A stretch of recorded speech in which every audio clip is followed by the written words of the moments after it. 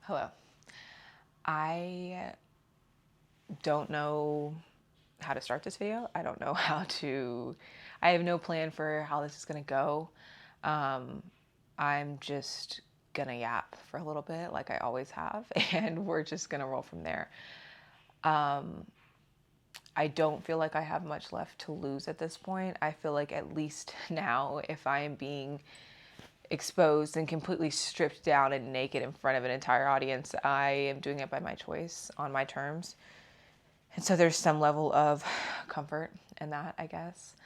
I was trying to maintain any sense of privacy and dignity that I had left.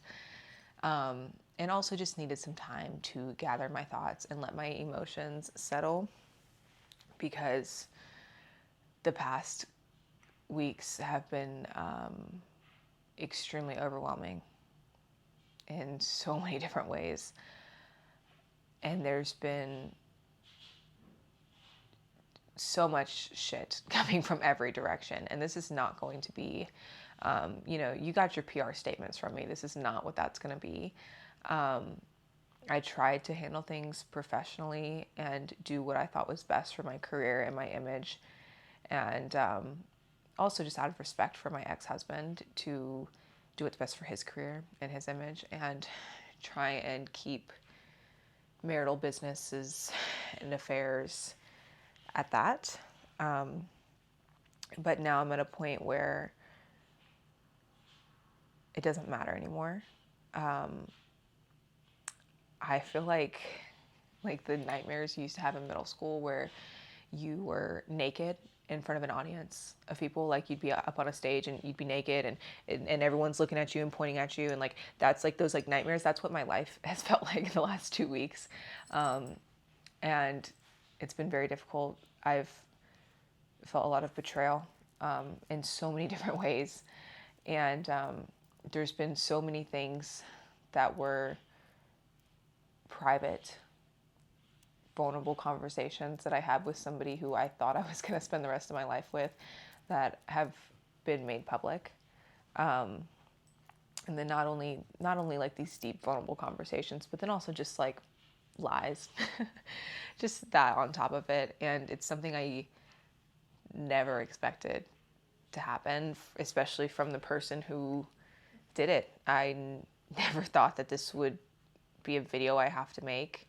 And I don't even know what this video is going to look like. I don't even know what this is going to be. I just know that I have to have some sense of responsibility, and understand that if people are only hearing one side of things, I can't fault them.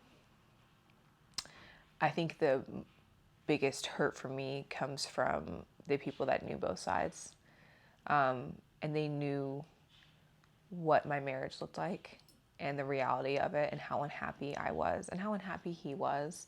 I think that's where the hurt and betrayal comes in. And it's not just about a divorce anymore, unfortunately. And I think that was intentional. I think it was intentional to muddy up the waters. I think if you are looking at the situation, we can call it what it is. It's a smear campaign. I feel like most people can see that, but that's more entertaining than what the reality of the situation was. It was two people who were unhappy and who weren't happy for a long time, honestly, prior to even getting married. It's two people who weren't compatible, and who, it was just constant fighting, and just two people that were miserable with each other. And I think that the public image, people built it up to be this power couple, and this, because it could have been that. Like, it could have been that. And nobody understands that more than me. Nobody wanted that more than me. Nobody fought for my marriage more than me. So to be painted a certain way after doing everything I could to save something that was beyond resurrection is frustrating. And again, I don't expect social media to understand. I don't expect strangers to understand or have empathy for me. I don't need that. That's why I didn't get on the internet crying. That's why I never got on the internet crying when I was getting cheated on and lied to and manipulated. You didn't hear from me because it was nobody's business. It was just private, but it was also embarrassing. So I'm not the type to want to air things out. And I don't really care now, because now it has to come from a place of not like retaliation. I never want it to be public. I think I've made that so clear. I never wanted any of it to be public, but now it comes from a place of, okay, my character is being assassinated. So there has to be some level of defense or explanation. And if people don't want to hear my side, which I've noticed in a lot of this, that people don't want both sides. I'm not going to say the truth, right? I have my perspective. He has his perspective. Somewhere in the middle is where the truth is. People don't want my perspective, though, because the story is much more entertaining than the reality of two people just being unhappy. Just to start everything, we weren't happy for a long time. I had started competing when we were dating, and we broke up because of it, because he just could not handle it. He's not someone who can play the support role, and that's a common thing with athletes. You don't typically see like two together, especially two successful athletes. You don't typically see that, because typically there is a giver and there's a taker, and that's just the dynamic. And I gave everything. Everything for 4 years. I gave everything. I was 19 when we met. I was very young. I was working in nightlife. I was taking care of myself. I was extremely independent. I always have been. And he sold me a dream that he was going to take care of me, and he owned this company and all these things that just weren't true. And I was infatuated with him, and I thought that, you know, what he did in bodybuilding was so cool. And, you know, I was enamored by him. I was 19, he was 29, you know, like it's just what it comes down to. And then it became a chase after a while, and he was constantly talking to other women, constantly making me insecure, never celebrating me ever. And so I was just in this constant position of chasing him, chasing him, chasing him. And that's what the dynamic became. It was me chasing him everywhere, all the time. I would drop everything for him.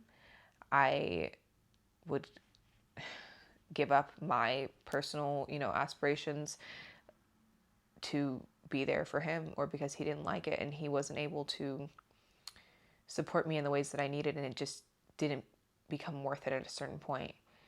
And the people that were close to us knew this. And that's where my frustration comes, is that as soon as I wasn't willing to sacrifice myself anymore, things changed. I remember it was probably like 6 months ago. I kind of was like, wow, I have nothing to show for my life on paper. I don't have any of my achievements. I don't have my self-worth, my value, my achievements were attached to my husband. We would do pro chat, and it was his medals behind me. It was his Olympia medals, you know? And I was so proud of him. I was always so fucking proud of him. And I think everybody knew that. And I think everyone knew how much I poured into him, and just like whatever he needed, whenever he needed it. I was like kind of like his manager, you know, like I did everything for him. And I would do it again. I loved him, and I loved supporting him, and I loved supporting his goals. And I saw this potential in him. Like I really, really did. And I still do. That I wouldn't take it back. But it got to a point where I was sacrificing everything for him. And I wanted to have something of my own. And I thought that that meant that I could do it with him, and that we could have it together. And it was this amazing dream of the hunters and this IFBB power couple, and like we were gonna have this show together, and like I was gonna compete. I had my pro card now. I was gonna compete as a pro, and like it was just better for the show. It was more exposure. It's all coming into the household. Like it's this good, positive thing. That's what I always saw it as. And it was always framed to be, okay, well, when it's your turn, I'm going to support you. And when it came down to it, that just wasn't the case. And I think anyone who competes knows and understands that there's always a give and take. There's always something in your life, some area in your life that you are going to have to pull that energy from, because it is so all encompassing. It's exhausting. You know, it costs more money. It costs more energy. It costs more time. Like it's like everything, your life has to now revolve around this. And it costs your relationship to an extent. And I understood that because I bared that for 4 years. And it was constant. He competed all year, you know, most years for the time that we were together. He did Olympias and Arnold's and then usually shows in between. And so a lot of our relationship was in prep, was him in prep. And that came with me compromising a lot and not getting what I needed a lot. Not being supported, not being supported emotionally, financial troubles. I don't want to get into too many things too deeply, because again, I still think there's some level of privacy that I would like to respect, regardless if that has been extended to me. But it costs a lot. And so I just thought that there was a understanding of what devotion meant, and that it doesn't matter if things get hard, if they get rough, you know, you just stick by your person. And you know that in prep, it's a means to an end. We have a timeline, you know, okay, I'm chasing this goal, and once I get it, then we can go back and we can find our balance again. And I just need you to stick with me through this. That's always how my mindset was, because I did it for him constantly. And so I just thought it was going to be the same for me. And that's just not how it went. I had my pro debut planned for Wasatch, and he competed up until the weekend before my pro debut. And so I was traveling from March, all the way now up until Toronto. Anyways. And so,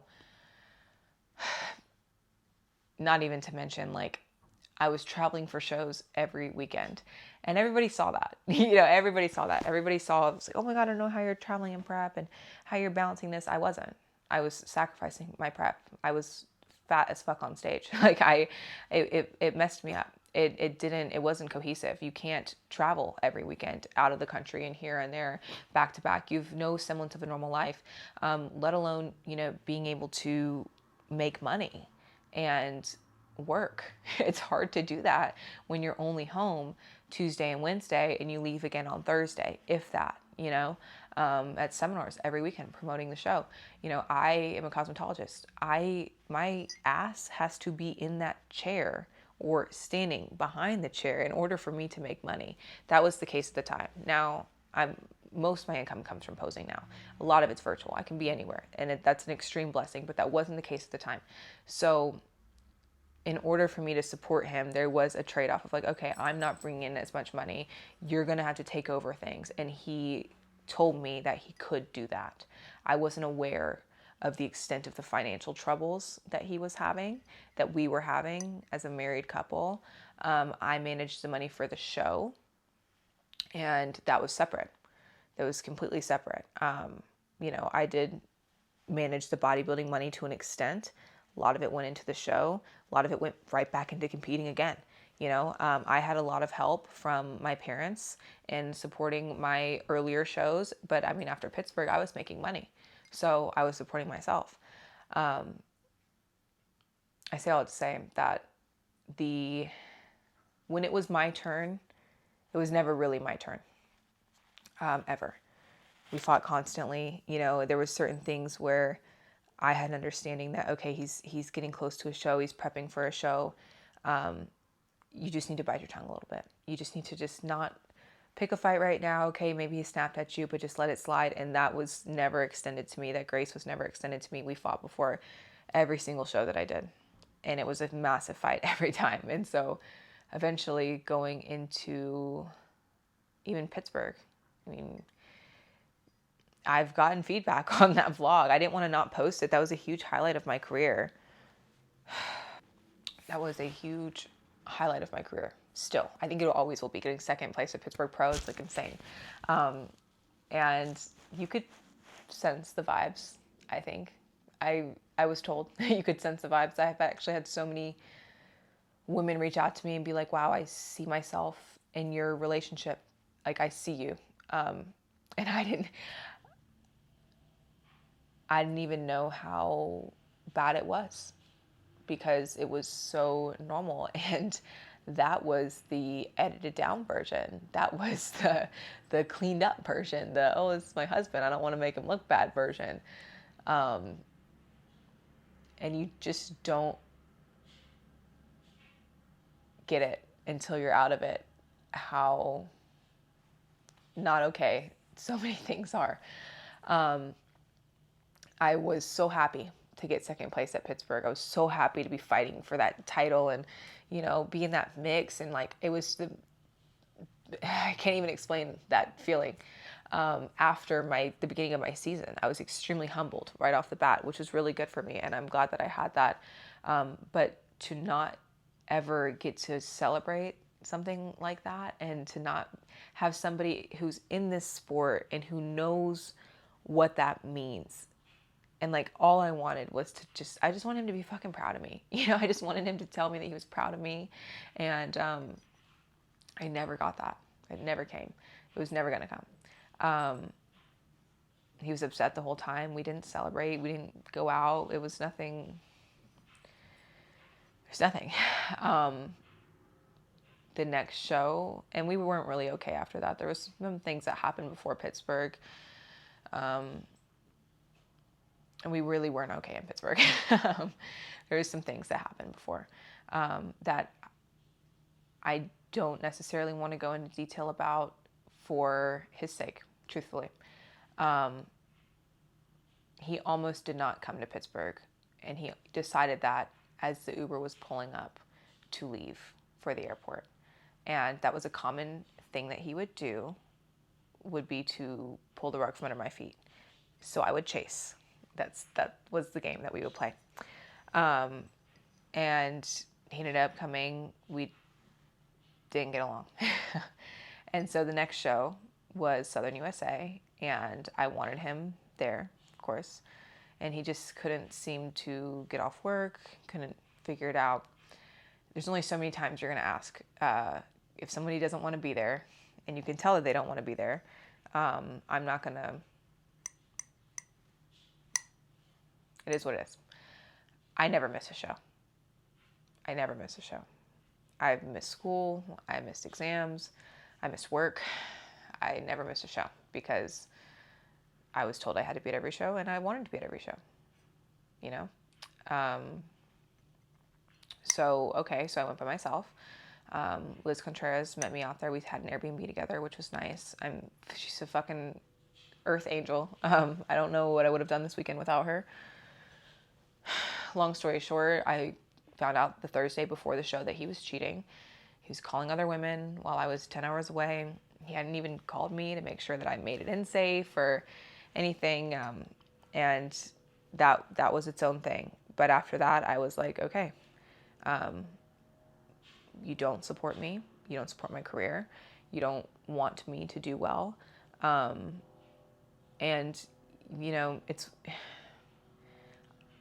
I had an understanding of devotion. I had an understanding of sticking through hard times, and it was 4 years of hard times. It was a lot of hard times all the time. It was a lot of financial hard times. It was a lot of emotional hard times. It was a lot of just everything. I understood that.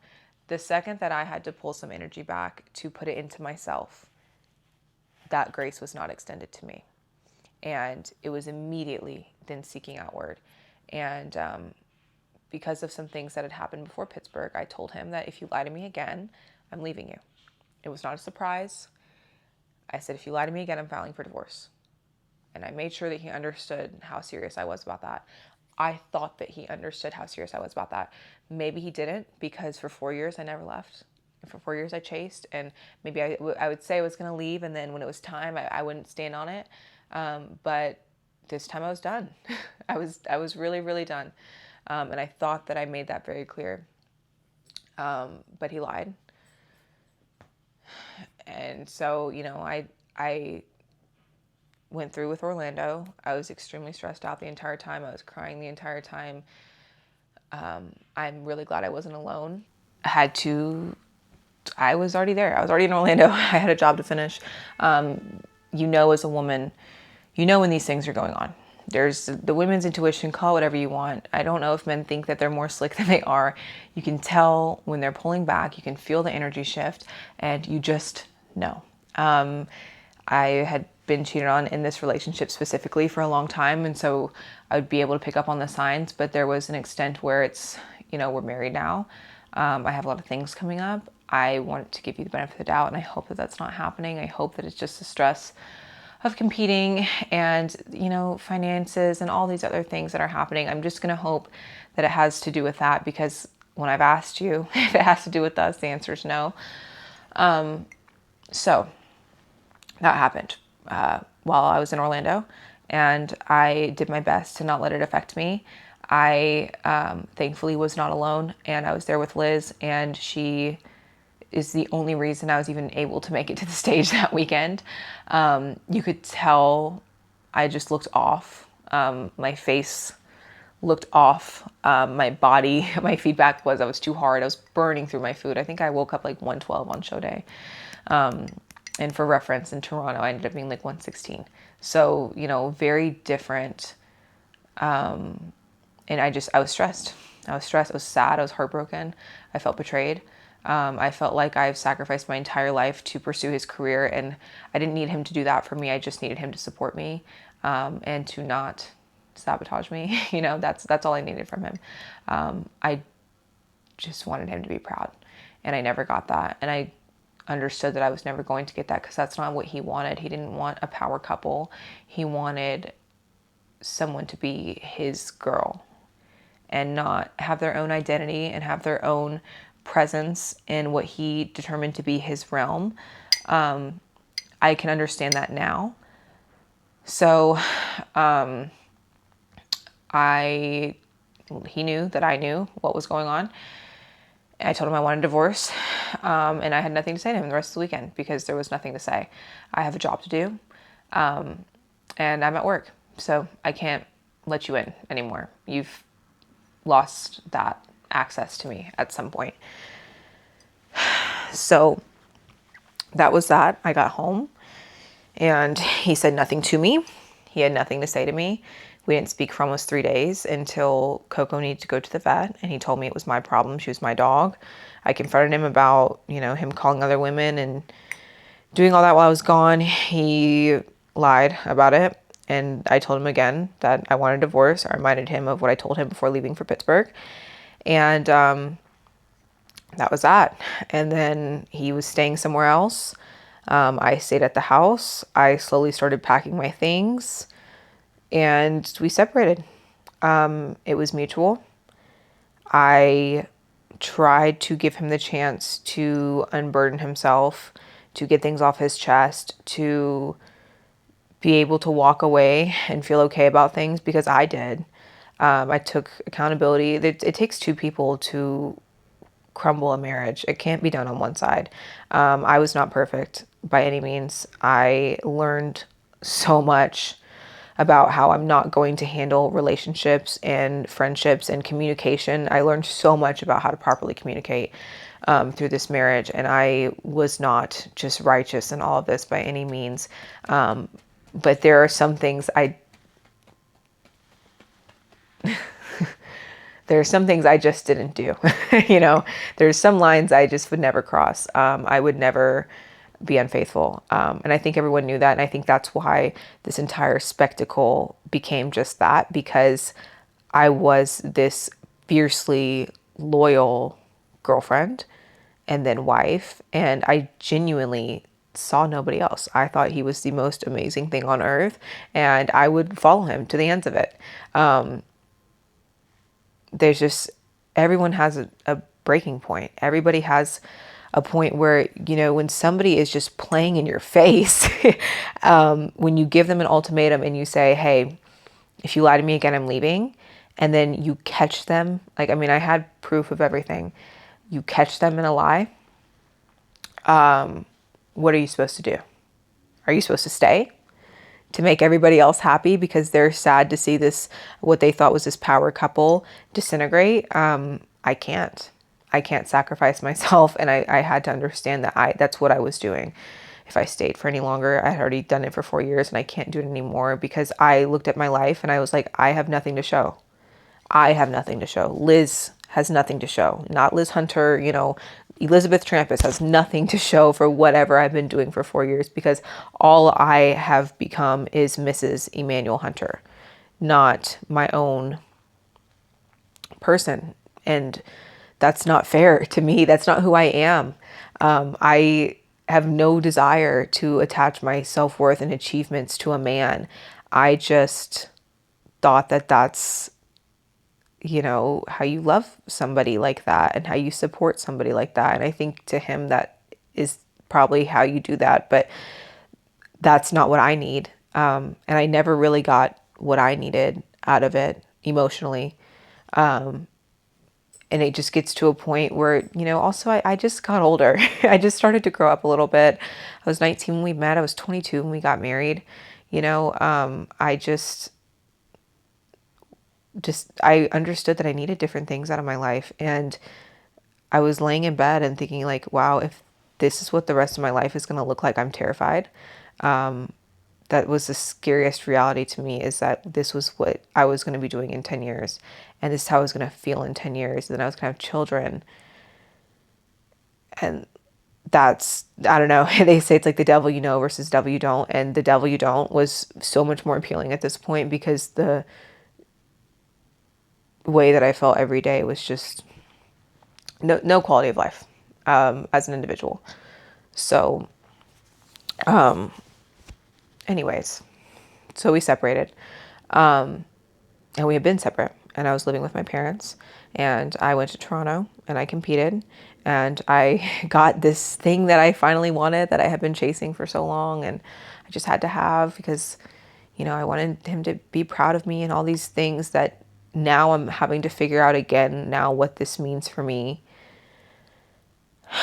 And I didn't really get to enjoy that. I went alone to Toronto. I was by myself. And I think that was really good for me. And it was good to have that independence and to know that I can do it and I don't need help. And not that I don't need help. I had help. But that I don't need him. Because that's what the terms was I'm not really going to let you be successful while you do it with me. I'm going to kind of sabotage you and throw you off and all these things, but you're definitely not going to be successful without me.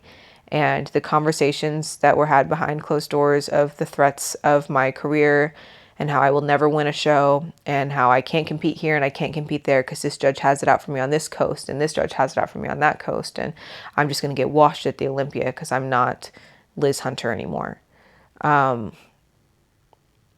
That terrified me because through all of this, through all the lying and manipulation and cheating and all these things, I had my career and I put everything into my career. And I think there's this story of resilience that everybody really liked about my season. And, oh, she's so resilient in 10th, 11th place and then second at Pittsburgh and this and that. But when it's the real story of resilience and really understanding what was happening behind closed doors in the battles I was fighting with the person who's supposed to love me and support me and like breathe life into me, that's the story of, that's what I was fighting. I wasn't fighting these judges and these girls on stage and none of that. That's the story of resilience. That's what kept me okay and sane and pushing, was like, I have my career, I have my community and Fit Model, and I have this amazing thing that this can be for me. And he knew how important that was for me. And so when that was attacked and that was threatened in so many ways, that I think was the scariest part of all of it, because I had to understand that I was never going to be able to walk away unscathed. There was no way. I was never going to be allowed to leave and be clean. And I'm not saying I'm perfect. I should have done a lot of things better. I should have handled a lot of things better. I don't think people understand the crippling sense of self-awareness and the conversations that are had behind closed doors of, oh, we could have done this better, and that maybe wasn't a good look here and there. But when your intentions aren't, when your intentions are pure, you don't think you need to be calculated. You think people are just going to understand and know your heart, and that's just not the case. And you know, there's no rule book for this. There is no guide. You don't get a fucking handbook that says, one, you know, hey, look, girl, I've never done this before. I'm 23. I'm divorced. I'm, you know, all these very new things. They don't teach you how to do this. They don't teach you what it's going to be like when you go viral for the most negative thing on social media and you are being dragged through the fucking mud. They don't tell you what to do. Or how you're supposed to feel or how you're supposed to handle it. You just have to learn as you go. And a lot of people, you know, tried to say that they understood, and I can guarantee you, you don't. You don't. I have a new level of empathy for so many people because it's some things that you just could never understand until it's you, until it's your life, until it's not entertaining because this is my life, this is my career, this is my well-being, this is my mental health, this is my life, you know, that is just being toyed with. I'm not saying I was perfect. I will say I was never unfaithful in my marriage. There's a reason that my ex-husband will never say to me or accuse me of being unfaithful, and it's because he knows that that's not the case.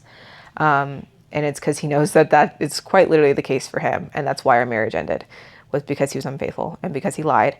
And I understand people feel some type of way about papers being finalized and this and that.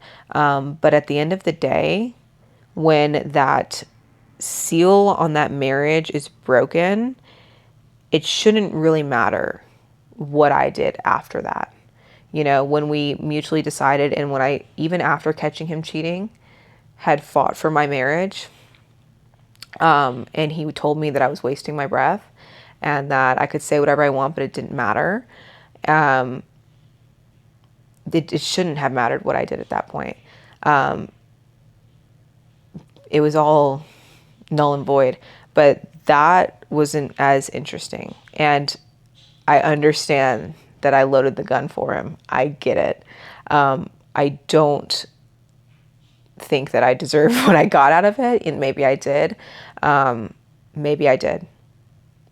But I didn't want any of this being public, and I understand that it could be embarrassing for him. He made it public. He brought everybody into it. I wasn't sneaking around. I just wanted some level of privacy in my love life. Like, that's what it came down to. I wouldn't be in another state, especially one so heavily in bodybuilding culture, if I was being sneaky, if I was being facetious. Vegas is not the place I would have went. But I just didn't think it was anybody's business.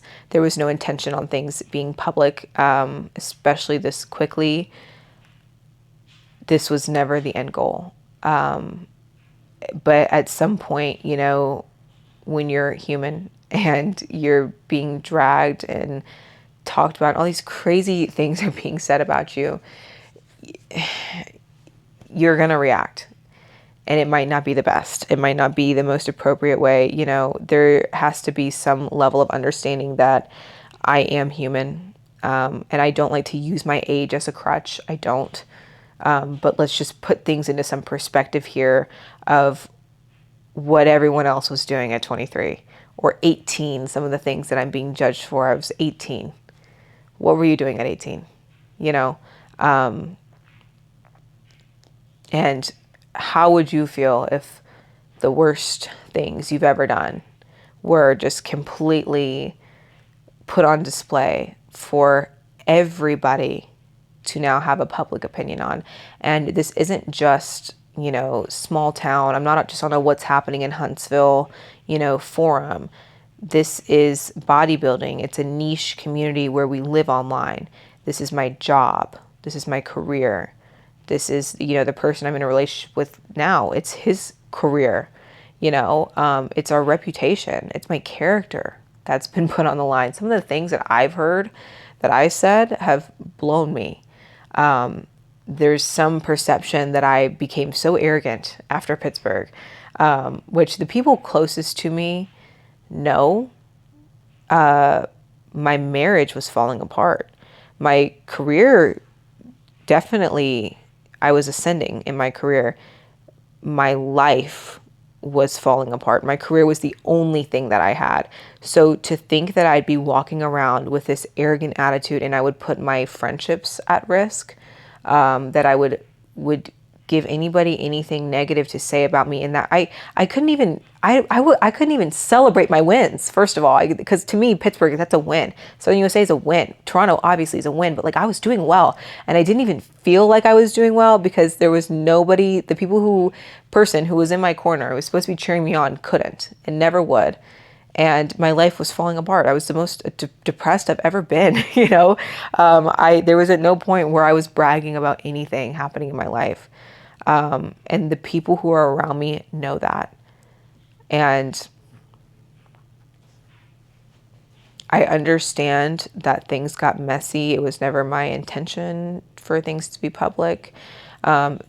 Especially the way that they were made public was misleading.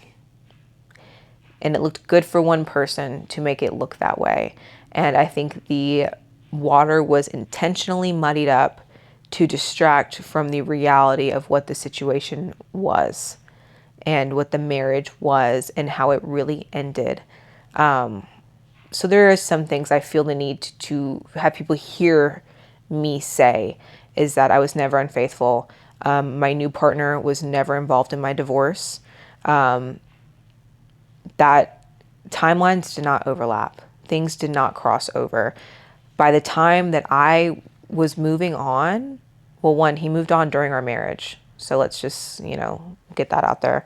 But by the time that I was moving on, we were separated. And I understand that people don't like timelines and legal this and that, but people can be separated prior to being legally divorced.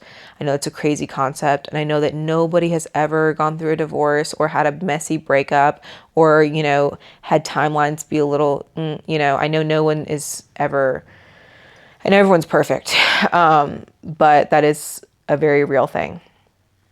So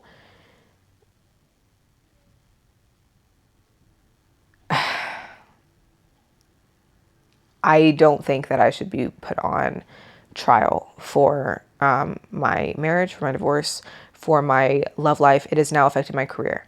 And I don't see how that weighs in here whatsoever. I don't see how that's even allowed to weigh in here. I don't see how my character is now being put on trial. And it's not like I can even fully understand what I'm being put on trial for, what I am so guilty of, because I've gotten a lot of apologies recently because I didn't feel the need to be extremely public with things. I didn't feel the need to call people and get my story out and rally the troops behind me because, one, I thought there was understanding of that we were going to respect each other's privacy, first of all. But two, I knew the truth. I knew the reality of what the marriage was and what the divorce was and what the timelines were. And so I did not feel the need to involve people or create a narrative or defend myself because I didn't do anything wrong. So now that people are seeing screenshots and like actual proof, not just an emotional person's, trying to cover their ass and whatever. No, it's just the facts of how things went. I've had a lot of people who publicly condemned me now trying to privately apologize, and I can understand, okay, you have different perspectives now. That's great. You didn't even try to get my perspective before dragging me on the internet. So there's no grudge. But there's relationships that will never be repaired because of this, and that's okay. I am choosing to move on with my life, though. I'm choosing to move forward with my life. I can't stay in this any longer. It was painful enough for 4 years. I was not loved properly for 4 years. For my early adult years, I was constantly chasing something that was never going to be what I wanted it to be. And I'm not going to keep doing that. I'm not going to keep having this conversation. I'm not going to keep explaining myself. I know who I am. I know what happened. God saw it all. And I am at peace with that. I really, really am. And I'm not perfect and I've made my mistakes. So have we all. And if we were all put on trial for every little thing that we did, I mean, what I went through, I would not wish on my worst enemy. I really wouldn't.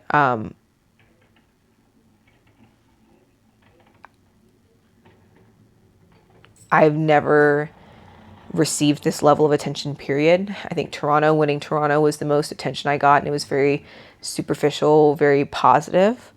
For it to flip so quickly, and then to be told that I'm not a good ambassador, I'm not a good role model, I'm not all these things. If a 23-year-old was the role model for how you should live your life, I don't know what to tell you. I'm a human. I'm a person. I am not, I've never tried to portray this role model. I've always just been myself. And I thought that people understood that, and I should not have put as much weight in that as I did. I just genuinely thought the truth would prevail and it wasn't going to be an issue, and I didn't need to muddy things up. It just wasn't necessary to me.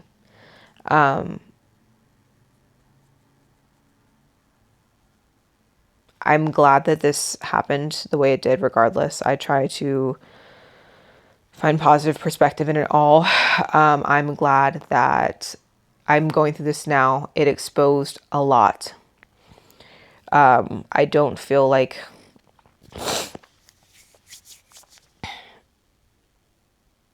I know who I can't trust. That's for sure. I know who was waiting on a reason to have any excuse to say anything negative about me and to try and dig up anything that they could or look for any excuse to dislike me. I see that now, and that's good that I see that. And I'm just going to be more guarded moving forward. I'm going to be a little more careful moving forward about who I let into my life and who I let around me. And that's not a bad thing. I will say it's extremely painful. It's all extremely painful. I'd be lying if I said I wasn't heartbroken over a lot of things that have happened, and the relationships in my life that have been collateral damage because of this, I think is the worst of it. I could get through the divorce. I was okay with that. There was a lot of things I wasn't okay with losing that I have lost in the process, and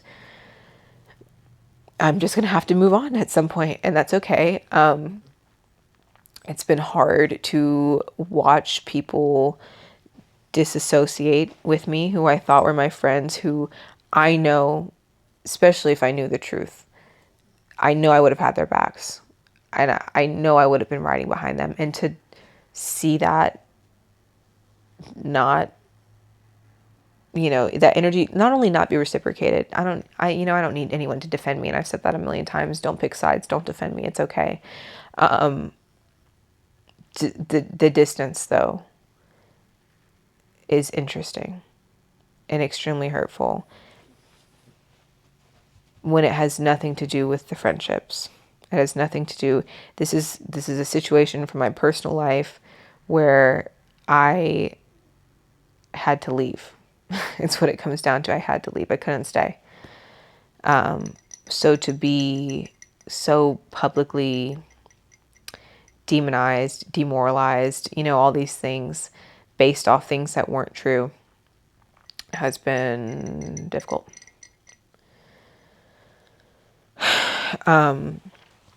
Okay. I don't know how I'm going to clip this up. I don't know how I'm going to cut this up. I don't even know how long this is at this point. I just want people to understand that I spoke a lot about the negative. I've had a lot of positive. I've had a lot of positive. I've had a lot of women reach out and say that they see me and they understand, and that they went through a divorce and they went through a marriage that was like this, and they see me, and my heart hurts for them, because if you've been through it, you know, and if you haven't, I hope you never do, and I hope you never have to understand this feeling. And when there's something in you that just says, I have to go, I cannot stay here anymore, I will lose myself completely if I stay for any longer, I will lose everything if I stay for any longer. I hate that other women have to understand that.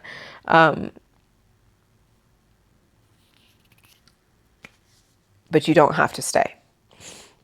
You don't owe anybody your life. You don't owe anybody your happiness. You do not have to sacrifice yourself for somebody else. That's not love. That's not love. It's not supposed to be that hard. It's not supposed to be constant fights, and it's not going to be easy, but you deserve respect. You deserve somebody that tells you the truth. You deserve loyalty. You deserve these things. And if you're not getting it, you are allowed to leave. And if this is the price that I had to pay to go and to leave and to get out of it, then I will do it again. I would do it again a million times. I would do it again. I know that this pain that I'm feeling now is nothing compared to what I would be feeling if I stayed. So that's okay. And I was made to feel like almost like I shouldn't be sharing my faith anymore, when that's one of the few things that has gotten me through this. And I hate that I even let that voice in. And I went to service yesterday and it said everything that I needed to hear.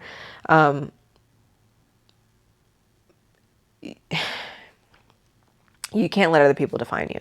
You can't let other people decide who you are and then give into that. They're going to think what they want to think. And I've made my statements. It didn't really matter what I said. People wanted to believe what they wanted to believe. Even when I gave them all the proof, they already had their mind made up about me. And so I've came to an understanding with that of, I can't put any weight in this any further. I know who I am. I know what I walked away from. I know that I couldn't stay. I don't regret it.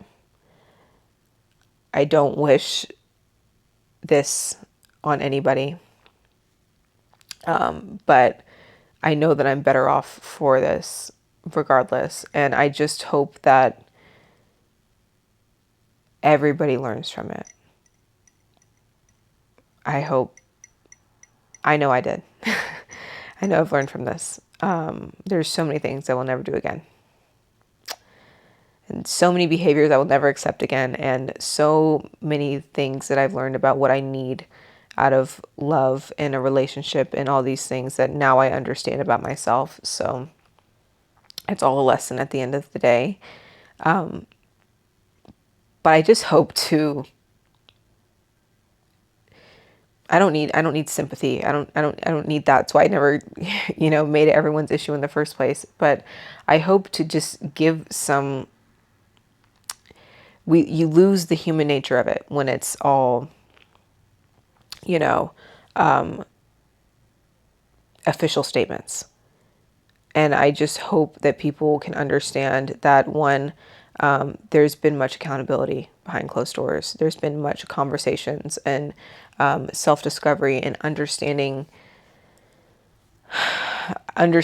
what gets you to this point. I'm not saying, woe is me, I'm a poor, perfect victim. I'm not saying that. And I never have wanted to portray that ever. I do believe that your actions get you to where you're at one way or another. Whatever decisions you made, good or bad, they get you here. And I also believe that you have to go through things. There's certain things you have to go through. And I was sitting in service yesterday. I'm filled with this shame and guilt, and I'm embarrassed about all this being public. And I just feel violated, to say the least. But I'm embarrassed, and it would be so much easier to just tuck my tail and run and delete every account and go get a real job and just fucking quit. That would be the easier thing to do. And I remember this quote in the service, and he said, "You're breakthrough is not just for you. And so I had to understand that there's been so much negative in this, but there's been so much positive too. And there's been so many women that have reached out to me and said, I see you, and I see you in my current relationship or my past relationship. And I'm proud of you for speaking up for yourself and for leaving and for getting out of that and for finding something that you feel like is what you deserve. And so I'm not shying away. There's no privacy that I have left anymore. So to shy away now would be whatever, it'd be kind of silly. But I think that there's so many women who have gone through this or who are going through this or who will go through this. And maybe if I can offer some insight and some support and to just show them that they're not alone, and that they can get what they feel like they deserve, and they can leave if they feel like they're not getting what they deserve, and that they don't need to be scared, and that life fucking goes on. It fucking goes on, and you will be okay. And it's scary and it's terrifying. I've never been more scared in my life. I've never felt this fear in me that I feel about what my future is going to look like. Because had you asked me 8 months ago when I said yes, I had a very clear vision for what I thought my life was going to look like. And I get a little frustrated in the people acting like anything of this was ever going to be intentional, because I guarantee I never would have got married and put my parents through everything that they went through to put on that wedding and then now a divorce. If I had some scheme here, if there was ever some plan, no one gets married planning to get divorced ever.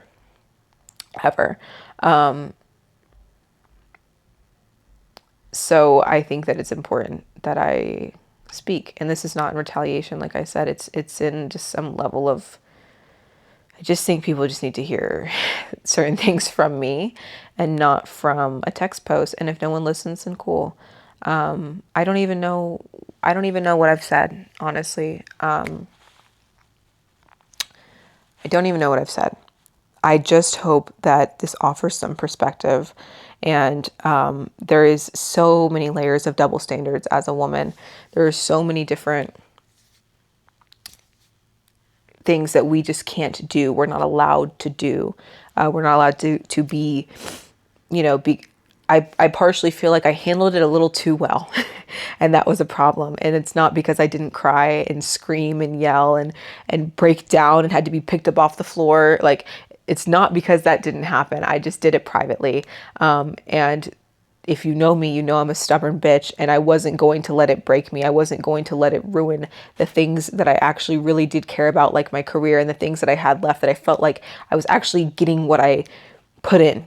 I wasn't going to let it affect that, even to the extent that it did, that I think that made me look cold and calculated, maybe. Because as a woman, you're not allowed to be stoic, and you're supposed to go into mourning for a year and all these different things. And I kind of related to like the witch trials, where they would tie the witch up and they'd throw her in the river, and if she drowned, then she was innocent. But if she somehow was able to free herself and was able to survive, then she was a witch, and then they would burn her at the stake. Like it didn't matter what I did. It was always going to be something. There's going to be some extent to this. I made it a little easier. I made it a little easier for everybody to give their opinions and stuff, and that was my fault. I just didn't think it mattered. I don't think I'm a public figure. I don't think I owe explanations about my love life. I just did not think that anyone was going to give a fuck, truthfully. So, I don't know where I'm going with this anymore. I just know that if this is the price I had to pay, then okay. And I hope that offers some light into what my marriage looked like behind closed doors. And I don't say any of that lightly. This has been hell. It has been hell. But it's also been it's been a roller coaster, but there's been some of the happiest moments that I've had in a long time. And it's been absolutely liberating at the same time of feeling like I finally have control over my future and my destiny. And it's not just reliant on somebody else who is consistently not choosing me and not putting my best interest forward. So if this is the price I had to pay, then okay.